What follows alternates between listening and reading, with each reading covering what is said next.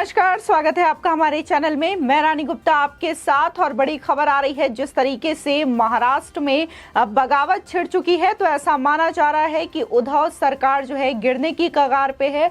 और अब ऐसा भी देखने को मिल सकता है कि जो महाविकास आघाड़ी से कांग्रेस पार्टी अपना समर्थन ले सकती है। इसी के साथ ही बाला साहब थोराट विधानसभा से इस्तीफा भी दे सकते हैं। इसी के साथ ही जो बड़ी खबर है वो राहुल गांधी को एक बार फिर से ईडी ने पूछताछ के लिए बुलाया है।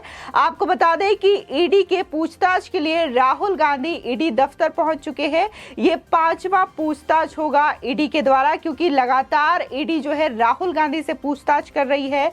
लेकिन जिस तरीके से राहुल गांधी के द्वारा जो जवाब दिए जा रहे हैं, जो बयान दिए जा रहे हैं, उससे अभी भी ईडी के अधिकारी संतुष्ट नहीं दिखाई दे रहे हैं। इसलिए आज 5वीं बार राहुल गांधी को ईडी ने पूछताछ के लिए बुलाया है। इसी के साथ ही बता दें कि जहां सोनिया गांधी को 23 जून को ईडी ने समन जारी किया है, आने के लिए कहा है, तो बता दें वो अस्वस्थ चल रही थी, हॉस्पिटल में एडमिट थी, लेकिन कल ही उन्हें डिस्चार्ज किया गया है। तो देखना होगा कि क्या 23 जून को सोनिया गांधी ईडी दफ्तर पहुंचती हैं या नहीं। इसी के साथ ही आपको बता दें, सूत्रों के हवाले से बड़ी खबर आ रही है, जिस तरीके से महाराष्ट्र में हालात अभी बने हुए हैं, सियासी संकट लगातार उद्धव सरकार पर मंडरा रही है। अब ऐसे में खबर यह भी आ रही है कि कांग्रेस पार्टी अपना समर्थन उद्धव सरकार से ले सकती है।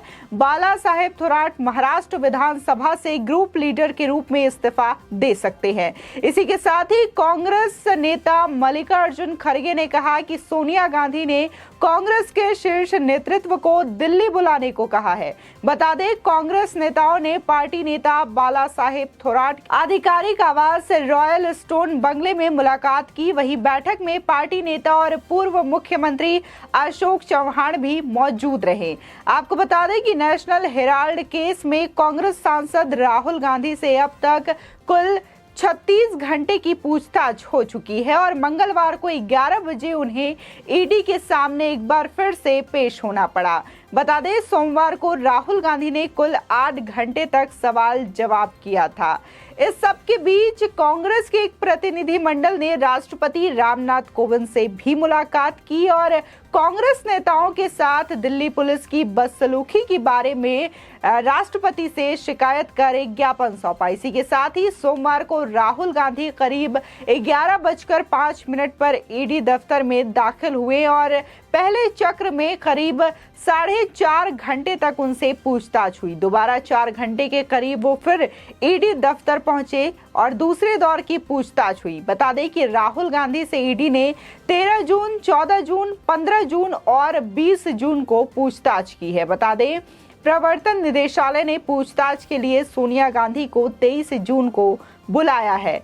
अब आपको बताते हैं कि जो ईडी इस समय पूछताछ कर रही है राहुल गांधी से, तो इसमें अब तक क्या क्या नए और बड़े अपडेट आए हैं। दरअसल ईडी का मनी लॉन्ड्रिंग मामला कांग्रेस द्वारा प्रवर्तित यंग इंडिया प्राइवेट लिमिटेड में कथित वित्तीय अनियमितताओं से संबंधित है, जो नेशनल हेराल्ड अखबार का मालिक है। जांच एजेंसी ने धन शोधन निवारण अधिनियम के आपराधिक प्रावधानों के तहत एक नया मामला दर्ज किया, जब दिल्ली की एक निचली अदालत ने भाजपा सांसद सुब्रमण्यम स्वामी द्वारा दायर एक आपराधिक याचिका की आधार पर यंग इंडिया में आयकर विभाग की जांच का संज्ञान लिया। 2013 में बता दें, राहुल गांधी से यंग इंडिया में उनकी आधिकारिक स्थिति के बारे में पूछताछ की जा रही है, जिसने नेशनल हेराल्ड चलाने वाली कंपनी एसोसिएटेड जर्नल्स लिमिटेड यानी कि एजेएल का अधिग्रहण किया। उनसे एजेएल में उनके परिवार की हिस्सेदारी के बारे में भी पूछताछ की गई है। उनकी मां सोनिया गांधी को भी पूछताछ के लिए बुलाया गया है, लेकिन उनकी तबीयत खराब होने के कारण अभी फिलहाल उन्हें अस्थायी तौर पर राहत दी गई है।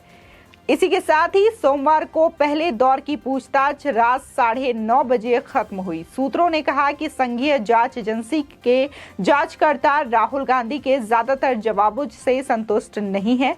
उन्होंने कहा कि वो पढ़ा लिखा प्रतीत होता है। समय की कमी के कारण पूछताछ के दौरान कुछ सवाल अछूते रहे, इसलिए वायनाड के सांसद को मंगलवार को पेश होने के लिए कहा गया। पूछताछ के बाद के दौर के दौरान राहुल गांधी ने कथित तौर पर ईडी के अधिकारियों को बताया कि यंग इंडिया और गैर लाभकारी कंपनी है, जिसे कंपनी अधिनियम के विशेष प्रावधान के तहत शामिल किया गया था। वहीं सूत्रों के मुताबिक कांग्रेस नेता ने कहा कि इसमें से एक पैसा भी नहीं निकाला गया है। इसी के साथ ही सूत्रों ने यह भी कहा कि राहुल गांधी ने ईडी को बताया है कि दिवंगत पार्टी नेता मोतीलाल वोरा एजेएल और यंग इंडिया प्राइवेट लिमिटेड के बीच सभी वित्तीय लेन देन के लिए अधिकृत हस्ताक्षरकर्ता थे। मोतीलाल वोरा उस समय एआईसीसी के कोषाध्यक्ष थे। हालांकि उनके बेटे अरुण वोहरा ने आरोपों को निराधार बताया है। इसी के साथ ही सड़क पर कांग्रेस का प्रदर्शन मनी लॉन्ड्रिंग मामले में जहां राहुल गांधी ने खुद को ईडी कार्यालय में पेश किया, तो वहीं कांग्रेस सांसदों, वरिष्ठ नेताओं और हजारों कार्यकर्ताओं ने देश भर में विरोध प्रदर्शन किया। कुछ जगहों पर आंदोलन हिंसक हो गया क्योंकि पार्टी कार्यकर्ताओं की पुलिस और अर्धसैनिक बलों से झड़प हो गई।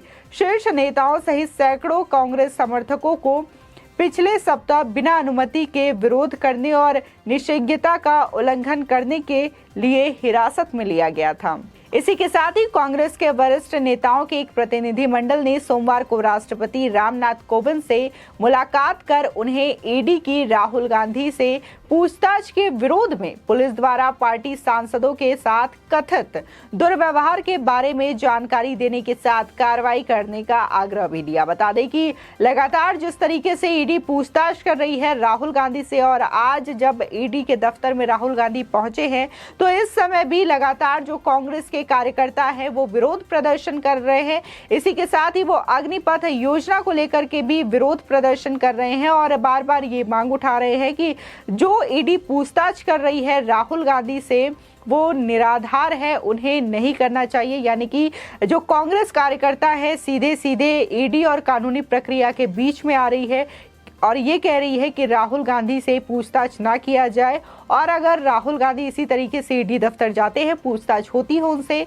तो वो इसी तरीके से प्रदर्शन करते रहेंगे। हालांकि कांग्रेस पार्टी का ये कहना है कि वो अहिंसा के रास्ते पर चल रहे हैं और शांतिपूर्वक प्रदर्शन कर रहे हैं, लेकिन अगर हम तस्वीरें देखें जिस तरीके से कांग्रेस पार्टी के कार्यकर्ता प्रदर्शन कर रहे हैं, तो ये हिंसक होता जा रहा है। कई जगह पर ट्रेनों को रोक करके, बसों को रोक करके ये अपना प्रदर्शन और विरोध दर्ज करा रहे हैं। आपको बता दें, लगातार जिस तरीके से कांग्रेस कार्यकर्ता पहले राहुल गांधी से ईडी को लेकर के पूछताछ के विरोध में प्रदर्शन कर रहे थे, इसके बाद जैसे ही केंद्र सरकार ने अग्निपथ योजना लॉन्च किया, तो उसके बाद अग्निपथ योजना को भी इसमें शामिल कर लिया और दोनों के विरोध में लगातार प्रदर्शन कर रहे हैं। इस बीच ये डर भी कांग्रेस कार्यकर्ताओं को सता रहा है कि कहीं उनके सांसद और कांग्रेस नेता राहुल गांधी को ईडी गिरफ्तार न कर ले, क्योंकि जिस तरीके से ये 5वां दौर है आज राहुल गांधी के पूछताछ का, और लगातार जिस तरीके से राहुल गांधी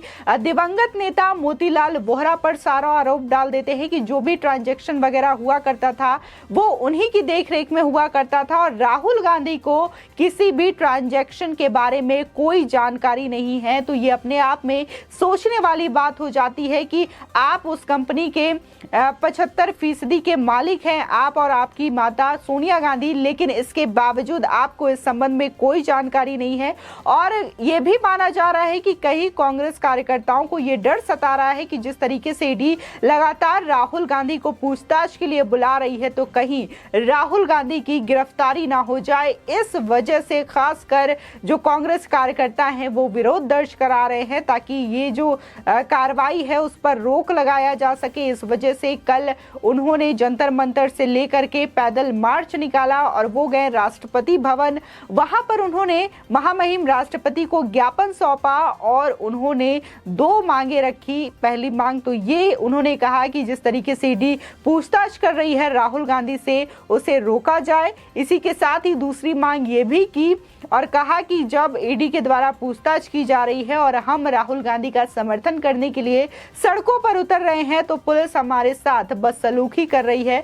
इस पर आप कार्रवाई करें और इस पर विचार करें, ऐसा ज्ञापन ज्ञापन राष्ट्रपति को सौंपा गया है। आपको बता दें कि राष्ट्रपति को ज्ञापन सौंपने के बाद मल्लिकार्जुन खड़गे ने यह बयान मीडिया को दिया था। इसी के साथ ही आपको बता दें 7 लोग शामिल थे इस प्रतिनिधि मंडल में जिन्होंने राष्ट्रपति को ये ज्ञापन सौंपा। इसी के साथ ही जिस तरीके से कल जंतर मंतर में सभा का आयोजन किया गया था, सत्याग्रह सभा का नाम था, लेकिन जिस तरीके से बयानबाजी की गई थी इस मंच के जरिए प्रधानमंत्री को लेकर के, देश की सेना को लेकर के, तो ये अपने आप में एक शर्मिंदगी भरी बात है कि कैसे इतने निचले स्तर पर जाकर के कांग्रेस नेता देश के प्रधानमंत्री के खिलाफ बोलते हैं और देश के सैनिक के बारे में इस तरीके की बयानबाजी का उपयोग करते हुए दिखाई देते हैं, इस तरीके के लफ्ज का उपयोग करते हुए दिखाई देते हैं। आपकी इस खबर पर क्या राय है, हमारे कमेंट सेक्शन में जरूर बताएं।